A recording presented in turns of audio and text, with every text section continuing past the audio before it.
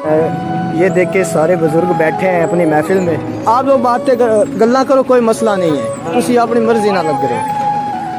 अच्छा, मैंने जब इनकी वीडियो बनाने लगा था ना तो इनसे मैंने पूछा, और वो जो सामने बुजुर्ग बैठे ना वो कहते हैं कि टिकटॉक पे नहीं चढ़ानी और ये वो ना, क्योंकि अभी भी उनको इस चीज़ से मतलब कि इतराज़ होता है।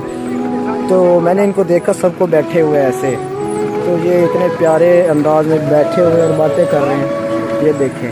और इधर भट्टी भी साथ चल रही है, ये लोहे की, अभी इधर लोहा गर्म हो रहा है।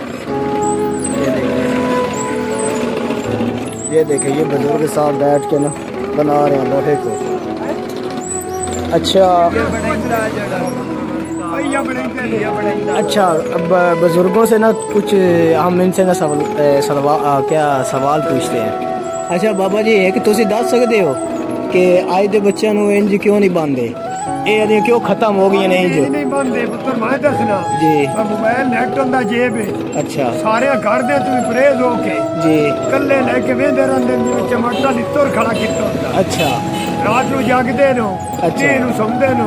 अच्छा। शिकारे हो के चोरी, अच्छा, बदमाशी, जनाह दे पीछे लगे। अस्तगफुरुल्लाह। देखें नंगे बुजुर्ग, मंगे पाट वेख के। जी हाँ, देखें बुजुर्ग आपकी थोड़ी उम्र कितनी हो गई है? 71-72 साल। देखें 71-72 साल के बुजुर्ग की उम्र है, तजुर्बा है। देखिए कैसी बातें कर रहे हैं आज के जवानों के लिए।